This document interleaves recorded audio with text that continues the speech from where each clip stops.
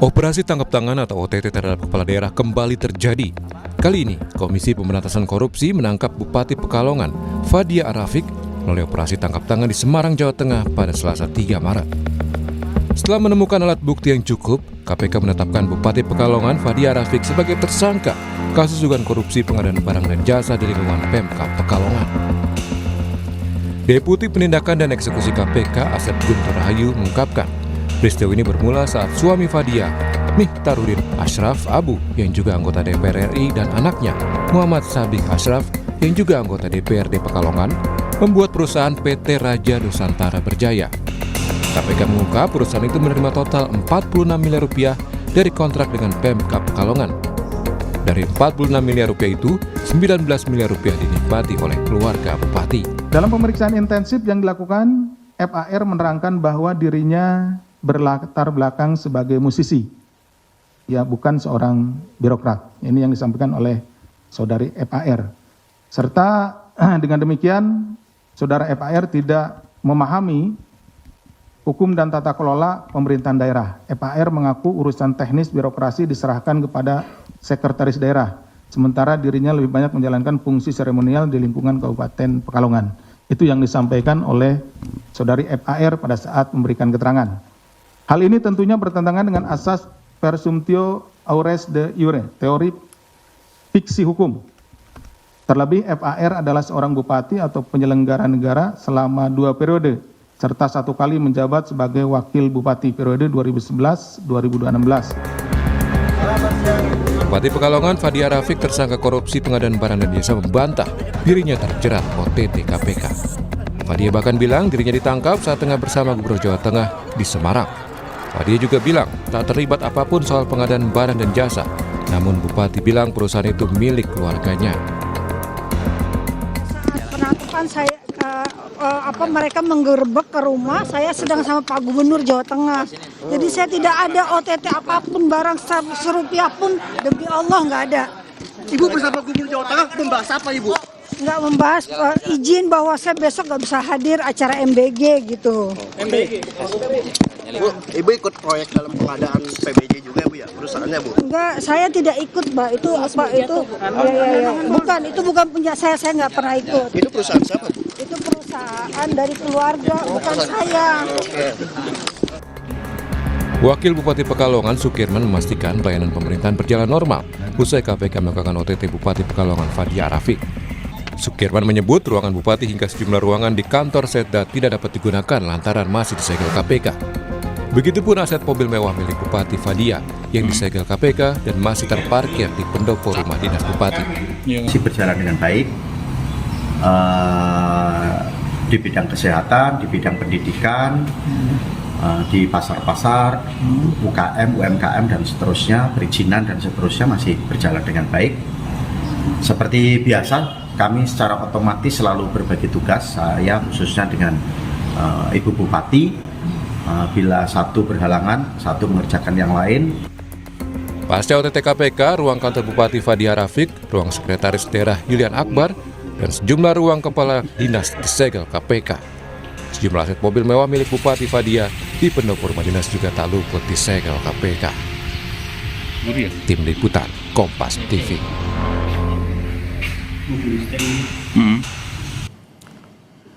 KPK menetapkan Bupati Pekalongan Fadia Arafik sebagai tersangka kasus dugaan korupsi pengadaan barang dan jasa di lingkungan Pemkab Pekalongan. Dalam pemeriksaan yang dilakukan KPK, Bupati Pekalongan mengaku tidak paham soal birokrasi sebab Fadia berlatar belakang sebagai musisi dangdut. Lantas apa yang menjadi faktor pendorong kepala daerah melakukan korupsi dan seperti apa pengawasan dan pembekalan yang diberikan partai kepada kadernya yang menjadi kepala daerah? Kita akan bahas dengan sejumlah narasumber yang sudah bergabung melalui sambungan daring. Ada Wakil Ketua Umum Partai Golkar Ahmad Doli Kurnia dan pengamat politik Lingkar Madani Ray Rangkuti. Selamat pagi Bang Doli, Bang Ray. Selamat pagi. Assalamualaikum. Waalaikumsalam. Saya mau ke Bang Doli. Bang Doli, ini sikap dari Partai Golkar seperti apa? Ini dari tahun 2025 sampai sekarang ada 2 kalau tidak salah ya, Bupati Lampung Tengah Ardhito Wijaya dan juga Bupati Pekalongan Fadia Arafik yang terjerat korupsi. Iya, tentu kita semua prihatin ya dan kecewa tentunya. Pertama prihatin karena semakin hari semakin bukan berkurang ya, kepala daerah yang terkena atau terjebak masalah hukum, apalagi kena OTT dalam berapa bulan terakhir ini, kalau tidak salah sekitar 7 atau 8 ini. Nah, artinya kita melihat bahwa mereka ini tidak membaca situasi atau tidak baca perkembangan ya, bahwa ada kolega-koleganya yang sebelum mereka kena itu juga terjadi hal yang sama. Nah, kenapa mereka ulangi kan gitu? Kenapa tidak hati-hati? Nah, yang kedua, sebagai pimpinan partai Golkar, di mana ada seperti Pak Dia inilah, dia adalah kader Golkar, bahkan ketua di sana. Nah, tentu kita kecewa ya, kenapa senaif itu, ya. Karena di dalam partai kita sebetulnya kita sering sekali mengingatkan ya, jajaran partai kita ini untuk fokus menjalankan amanah yang diberikan rakyat, ya, melakukan kebijakan-kebijakan yang pro rakyat, kemudian selalu harus ikut aturan gitu. Jangan mengambil kebijakan yang berpotensi bermasalah hukum gitu. Nah, itu sering kita ingatkan. Bahkan sebetulnya kepala-kepala daerah seperti Fadia yang sudah kedua periode ini itu pernah dulu kita lakukan semacam briefing atau pembekalan yang dilakukan oleh partai yang diisi oleh KPK gitu. Nah, jadi sebetulnya tidak ada alasan ya, menurut saya, apalagi kalau tadi dijelaskan, menurut saya ya sudah tidak lagi perlu disampaikan alasan saya latar belakangnya apa gitu ya. Ya, ketika kita siapapun latar belakangnya ya, begitu mengambil keputusan untuk mengabdi kepada bangsa dan negara melalui posisi-posisi jabatan publik, ya kita harus tahu tugas dan tanggung jawab kita itu apa, hak dan kewajiban kita apa gitu. Jadi tidak ada no excuse lah ya, mau dari latar belakang mana gitu. Nah, oleh karena itu menurut saya sih nggak usah lagi buat alasan-alasan yang tidak tepat seperti itu, ya jalani aja, pertanggungjawabkan apa yang dilakukan dan ikuti proses hukum ini. Jadi partai kami tentu tadi prihatin, kecewa, tapi kami tetap menghargai negara kita ini adalah negara hukum. Proses dan mekanisme hukumnya sudah diatur, ya dalam kasus ini ya jalani saja, kira-kira begitu. Nah, tapi kan memang sudah tadi disebutkan Bang Doli, sudah ada pembekalan yang bareng-bareng KPK gitu ya, untuk tidak korupsi untuk mengikuti aturan-aturan yang ada. Apakah mungkin kemudian dengan kejadian lagi gitu Bang Doli sekali ini ke Fadia seperti itu, apakah kemudian pembekalan yang diberikan ini masih kayaknya kurang mengena, atau sebenarnya ini faktornya ya faktor di pribadi Fadia sendiri gitu? Ya itu tadi, dan selain masing-masing partai, saya kira kan seluruh kepala daerah itu juga sering ya mendapatkan pembekalan seperti itu. Katakanlah terakhir retreat itu kan juga sebetulnya pembekalan yang dilaksanakan oleh pemerintah pusat kepada seluruh kepala daerah, dan salah satu narasumber atau sesi yang ada dalam retreat itu adalah ketua KPK gitu. Nah, artinya kan mereka sebetulnya udah berkali-kali kesempatan atau diberikan ya informasi tentang aturan dan segala macam gitu. Nah, tapi memang lagi-lagi ya ini alarm keras buat kita gitu ya, kalau misalnya ada pejabat publik terutama kepada yang hampir berturut-turut ya terus-menerus ada yang terjebak masalah hukum. Jadi ini kan ya saya kira buat Indonesia ini bukan sebuah prestasi ya, ketika semakin banyak orang atau pejabat yang terkena masalah hukum gitu atau terjebak kasus korupsi, ya harusnya kan semakin lama semakin berkurang. Jadi artinya PR besar kita adalah membangun ekosistem ya, di mana semua orang itu tahu dan kemudian ya tidak mau lagi atau bisa ada pencegahan lah ya terhadap tindak pidana korupsi itu, dan itu tanggung jawab kita semua. Oke, kalau misalnya semua pejabat publik itu berasal dari partai politik, tentu salah satu atau tanggung jawab terbesarnya adalah dari partai politik. Tapi juga kita harus sama-sama membangun ya bangsa negara kita ini harus membangun sistem yang betul-betul bisa mengantisipasi atau mencegah ya semua kita ini adalah insan-insan atau pejabat-pejabat yang tahu hak dan kewajiban, paham mana yang salah yang benar gitu ya, sehingga tidak lagi melakukan langkah-langkah yang salah atau potensi masalah hukum itu atau korupsi. Oke, baik. Saya ke Bang Rey. Bang Rey, tanggapan Anda nih, sudah 2 periode jadi Bupati Pekalongan, bahkan sebelumnya sudah jadi Wakil Bupati juga gitu ya, sudah diberikan pembekalan kalau kata Bang Doli tadi di Partai Golkar. Masa iya alasannya karena nggak tahu soal aturan? Apakah ini cuma cara ngeles gitu ya, supaya dia lolos dari tuduhan, tapi cara ngelesnya kurang lihai gitu, Bang Rey? Iya, kalau nggak ngerti kok malah jadi bupati kan aneh. Tapi itu juga sebetulnya kan membuat Golkar jadi malu. Kenapa? Lah masa orang yang nggak ngerti asas-asas pemerintahan kok dicalonkan oleh Golkar gitu kan? Dan jangan lupa beliau ini adalah orang yang bagian dari orang yang dititipi oleh Pak Jokowi kan? Ya ini artinya ada 2 sebetulnya kan? Satu di Golkar, satu di Pak Jokowi. Tapi tiba-tiba ngelesnya itu loh. Saya nggak tahu loh, kok Golkar kok dorong orang yang nggak tahu kelola pemerintah daerah kan? Sama dengan Pak Jokowi juga kok bisa mendukung orang yang atau menitip orang yang nggak mengerti tata kelola pemerintahan daerah. Artinya memang betul ini alasan yang dibuat-buat, tapi alasannya ini sangat bisa memalukan Golkar, juga sangat bisa memalukan Pak Jokowi gitu ya. Itu yang pertama. Nah yang kedua adalah faktor ya, kalau kita bicara faktor, kita udah berulang kali mengatakan sangat bahaya dinasti politik ini, sebab salah satu faktor utama terjadinya praktek korupsi, kolusi itu adalah nepotisme. Nah ini salah satu yang bukan salah satu lagi, ini bagian dari sekian banyak kasus korupsi, kasus suap di daerah itu yang tata kelola pemerintahannya itu berbasis nepotisme. Seperti kita ketahui kan suami dari Ibu Fadia ini kan adalah anggota DPR dan juga dari fraksi Golkar. Nah, jadi kan kalau kita lihat lingkup yang kayak begini, nggak akan jauh pikiran kita akan terjadi praktek-praktek yang akan dapat menciderai asas pengelolaan pemerintahan daerah. Dan umumnya itu adalah terkait dengan suap, terkait dengan korupsi, dan sebagainya. Oleh karena itulah dari dahulu kita menolak praktek dinasti ini, karena hanya akan melahirkan koruptor-koruptor baru, nggak akan melahirkan pengelolaan pemerintahan daerah dan sebagainya gitu ya. Nah ini yang kedua. Nah yang ketiga, saya kira kalau bicara soal sistemik, inilah pentingnya mengapa kita 2 hal ya, terus mengusung supaya satu, revisi pembuatan undang-undang perampasan aset itu segera ditetapkan oleh DPR. Yang kedua adalah hak untuk mencabut hak politik para koruptor. Sayangnya kan yang kedua ini dibatalkan lagi, dan di mana hak orang yang didakwa dan divonis ya melakukan tindak pidana korupsi lebih dari yang hukumnya lebih dari 5 tahun, itu otomatis hak politiknya hilang, itu dibatalkan lagi. Nah, efeknya seperti yang sekarang.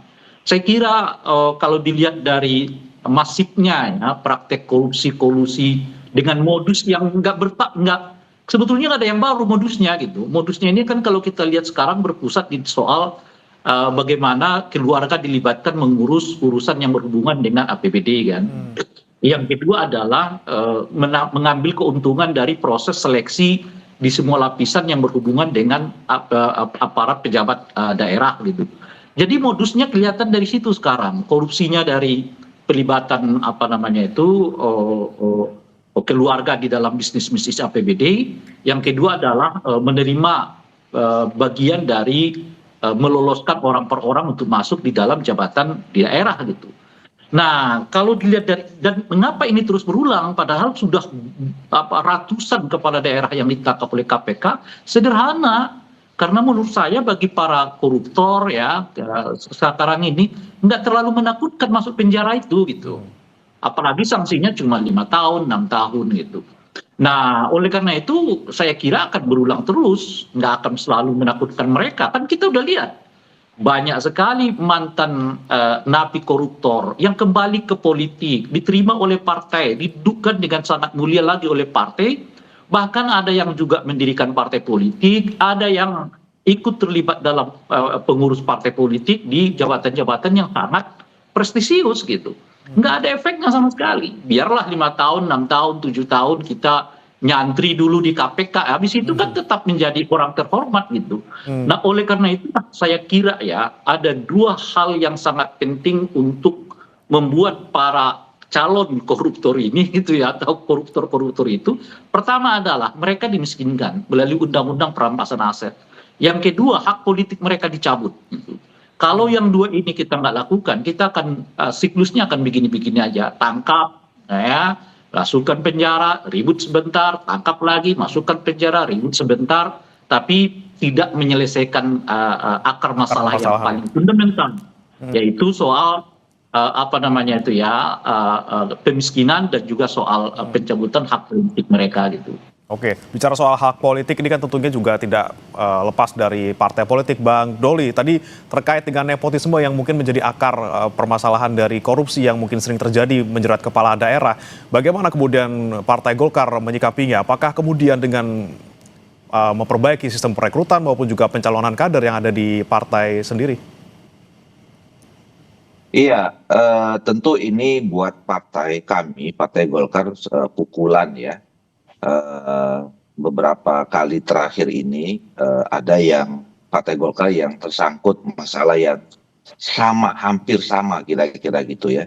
Saya setuju tadi bahwa sebetulnya kalau sekarang ini diberitakan modusnya itu modus baru, sebetulnya nggak ada yang baru sebetulnya ya, sama-sama saja gitu. Cuman ya mungkin lebih canggih saja ya.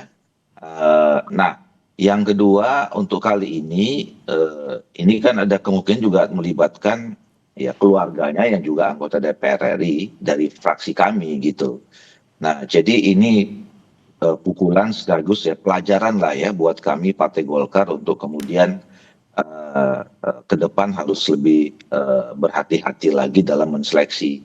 Tetapi sebetulnya kalau kita lihat tarik ke belakang kronologisnya ya, Saudara Fadia ini kan sudah tadi ya berprosesnya juga cukup panjang ya. Dia punya pengalaman memimpin daerah itu tadi cukup lah ya, jadi wakil bupati 1 periode, kemudian bupati itu 2 periode, segala macam itu. Jadi tadi alasan yang disampaikan tadi itu bahwa tidak tahu, tidak paham, ya itu sesuatu yang ya menurut saya dibuat-buat dan mengada-ngada, ngeles aja gitu loh ya. Dan kalau memang dari awal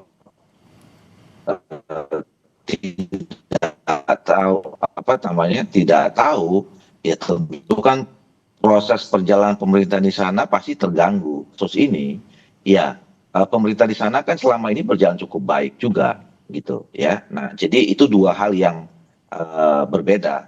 Ada sesuatu yang memang tanggung jawabnya sebagai kepala daerah untuk melakukan terus proses pembangunan itu memang tetap jalan, tapi ada tindakan-tindakan yang seharusnya tidak terjadi ya, seperti terjadi tindakan tindak pidana korupsi ini, yang itu tidak, sekali lagi saya katakan di awal, tidak ada alasan ya, no excuse. Apakah memang berlatar belakang ini dan itu nggak ada alasan. Faktanya sekarang terjebak masalah hukum dan harus dipertanggungjawabkan. Nah, yang berikutnya saya setuju tadi ya bahwa memang dalam rangka tadi saya sebutkan memperkuat ekosistem pemberantasan korupsi ini, apalagi kita mau mengarah kepada pencegahan ya. Satu, memang harus didukung oleh regulasi yang cukup. Nah, saya dan beberapa teman-teman DPR juga kan kemarin setuju dan mendukung ya perlu adanya undang-undang perampasan aset ini segera untuk diundangkan. Ada undang-undang tentang perampasan aset dan sampai sekarang itu memang sedang berproses di DPR, khususnya teman-teman Komisi 3 itu sedang berlangsung dan itu merupakan bagian dari janji DPR kemarin bersama dengan pemerintah ya di dalam 7 plus berapa itu kemarin 8 plus sebagai tuntutan dari teman-teman atau masyarakat mahasiswa pada Agustus yang lalu gitu. Nah, itu yang pertama. Yang kedua, memang perlu ada mungkin ya revisi ya, atau kemudian merumuskan ulang tentang aturan-aturan seperti yang tadi itu. Soal KKN ini kan ini isu dulu kita yang lama sebetulnya ya. Dulu saya sama Bung Rai ini waktu masih sama-sama jadi anak-anak kecil dulu, jadi aktivis gitu. Kata-kata KKN itu kan kata yang populer yang memang tidak, yang menjadi musuh kita pada saat itu, ya kan? Nah, harusnya sih tidak diulangi lagi ya, apalagi kalau kemudian itu dimasukkan dalam melonggarkan aturan-aturan, ya. Harusnya kan aturan ke depan, aturan kita itu terhadap apa dulu yang kita kritik, ya, sampai ke depan itu harusnya tetap berlaku bahwa kita memang harus membuat aturan yang anti KKN itu, gitu. Nah, ini yang menurut saya juga akan menjadi PR kita ke depan. Oke, soal aturan juga kemudian jadi sorotan, tapi kemudian yang ingin saya tanyakan ke Bang Rey, ini kan ada fenomena yang selalu terjadi berulang ketika pemilihan kepala daerah maupun pemilihan legislatif gitu ya. Partai politik kemudian ini getol banget gitu kalau misalnya mau ngerekrut calon kader ini dari artis, dari penyanyi, dari seleb gitu ya, yang tentunya oke lah untuk secara elektoral mungkin bisa gitu ya karena sudah populer, tapi di sisi lain nanti ujung-ujungnya kayak Arafik lagi gitu, Fadi Arafik.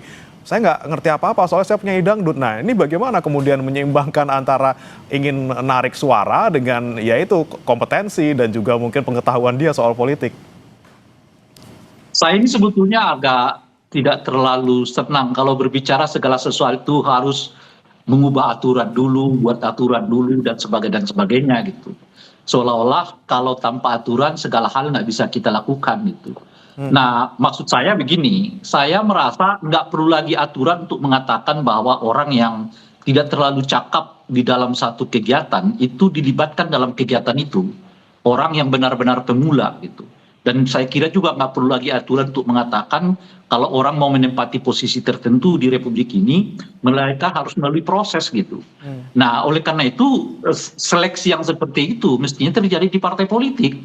Partai politik lah yang melakukan seleksi. Apakah orang ini sudah pada tahap atau kriteria yang layak mumpuni untuk diberi jabatan, katakanlah misalnya kepala daerah dan sebagainya gitu. Itu adanya di partai politik menurut saya gitu. Jadi nggak perlu lagi aturan misalnya bahwa calon kepala daerah itu minimal 3 tahun jadi anggota begitu gitu.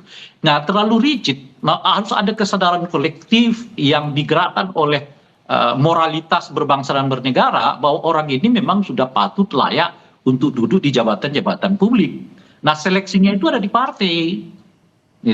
Nah, masalahnya jangankan berbicara soal soal artis gitu ya, atau orang yang baru masuk jadi anggota partai lalu tiba-tiba dicalonkan sebagai caleg macam-macam. Bahkan mantan koruptor aja pun masih tetap didukung oleh partai politik untuk nyalek dan jadi kepala daerah, jadi anggota legislatif dan sebagainya gitu.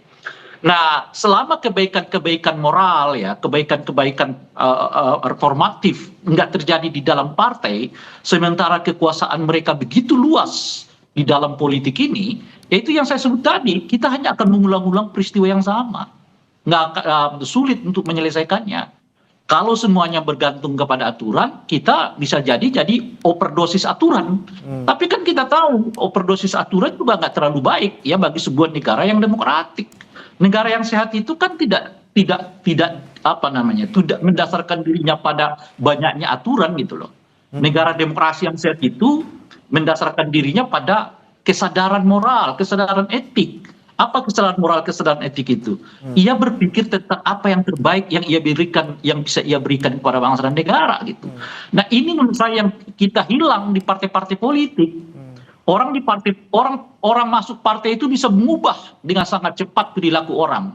Ya, saya mengalami sendirilah. Saya masih bersyukur ada Bung Doli yang ya masih bisa diajak lah berbicara tentang hal-hal lain. Kalau kita lihat yang lainnya, kemarin masih keluar-keluar dukung pilkada langsung, masuk partai, berubah. Malah sekarang menjadi ya juru bicara pilkada tak langsung, itu terlalu lazim kita lihat di dalam partai itu gitu ya. Ada calon presiden yang mendukung perubahan, baru 2 minggu hasil pilpres ditetapkan, balik lagi ke mereka yang ikut kelanjutan. Ini moral politik apa yang dipertontonkan gitu loh kepada publik. Kalau dipersoalkan mereka akan jawab nggak ada larangannya, nggak ada aturannya. Nah kalau semangat ya membangun negara berdasarkan banyaknya aturan, kita akan overdosis aturan. Pemilu kita itu menurut saya ya dari semua ya levelnya, baik pilpres, legislatif, pilkada ya, ini mungkin kitab pemilu paling rigid dan paling tebal di dunia itu kita punya. Indonesia yang punya. Tapi pertanyaannya apakah dengan aturan yang sebegitu rigid pemilu kita makin baik? Kenyataannya enggak. Gitu. Nah oleh karena itu saya mau mengatakan nggak perlu banyak aturan sebetulnya, tapi perlu meningkatkan kesadaran, dan aktor kesadaran bagi moralitas politik itu harus ditumbuhkan melalui partai politik. Oke, bagaimana nih Bang Doli, nggak perlu banyak aturan sebenarnya, tinggal moral dari partai politiknya aja untuk tidak mencalonkan kembali orang yang pernah tersandung masalah hukum, ataupun juga merekrut orang-orang yang betul-betul berkapasitas.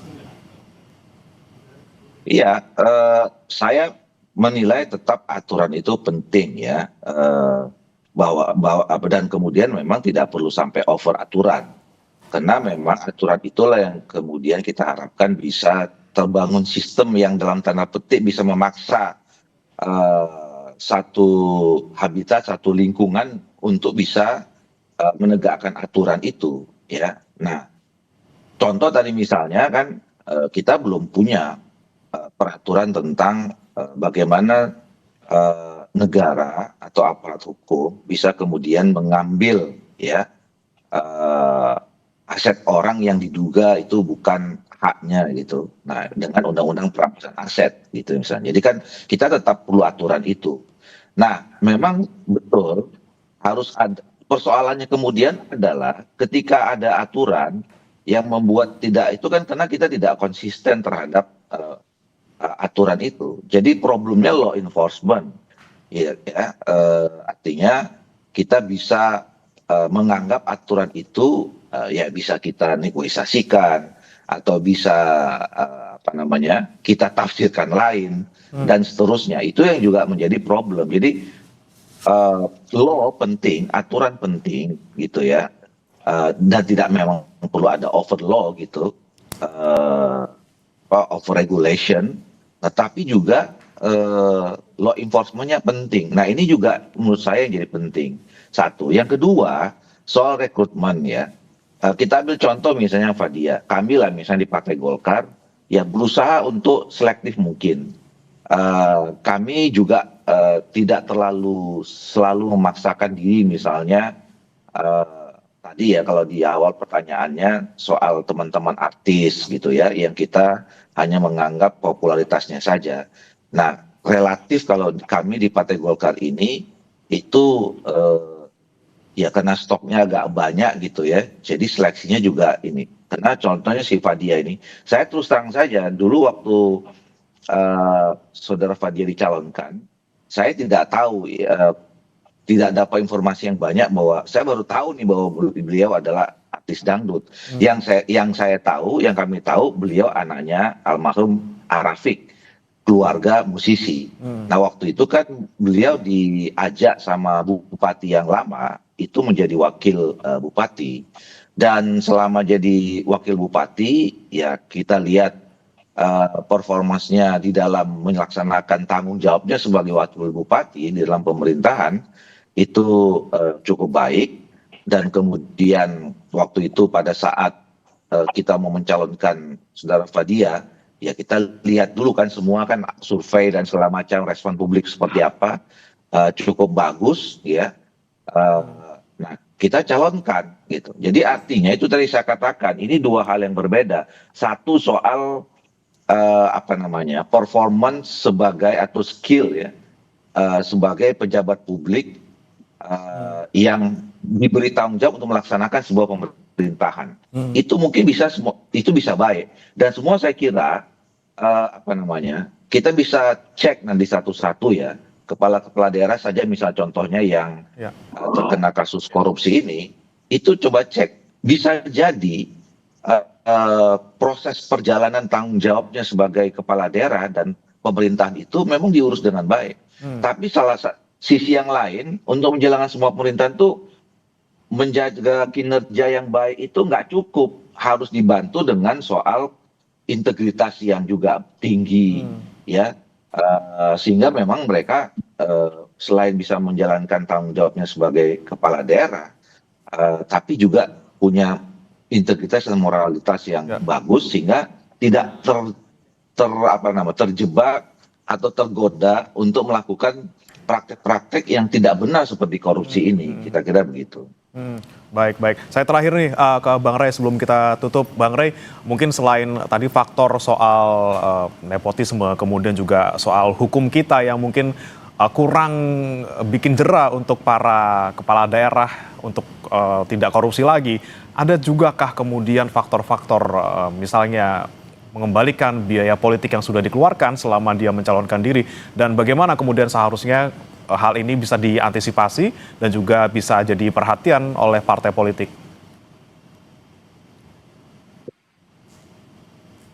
Bang Rey. Ya, Bang Rey, suaranya masih di mute, Bang Rey.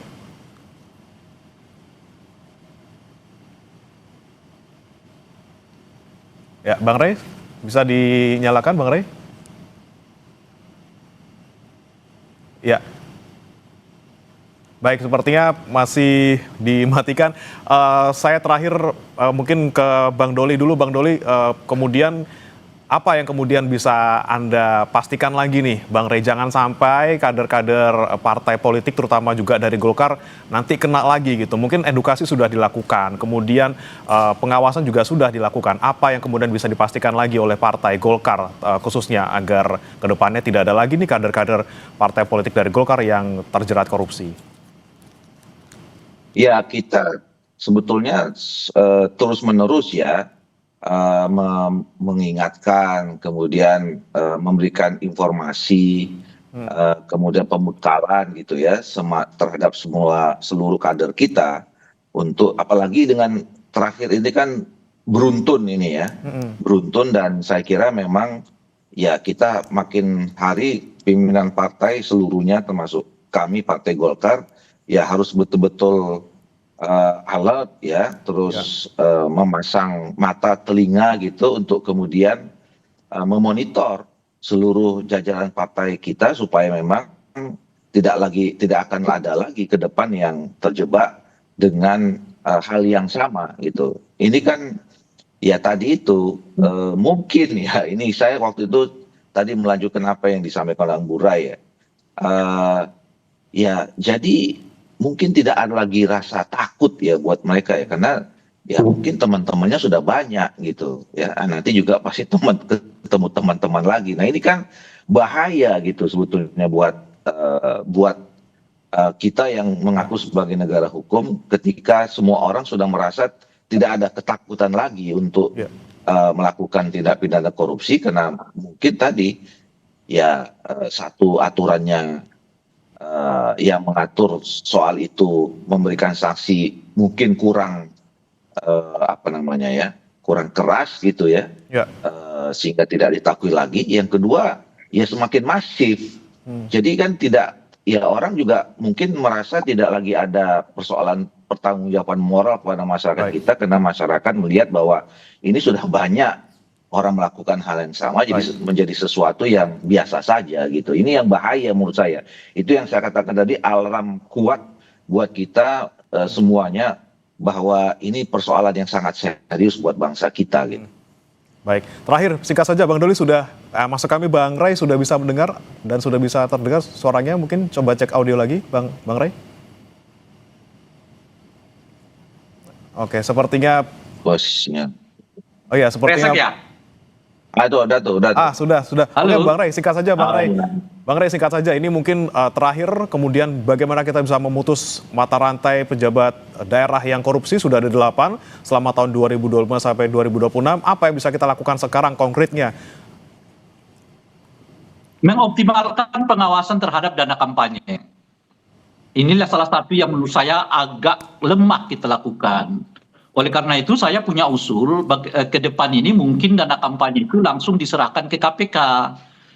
Gitu. Nah, KPK lah yang langsung mengawasi sejauh apa penggunaan dana kampanye para calon. Sehingga kita bisa mengantisipasi orang ini punya potensi untuk korupsi apa tidak.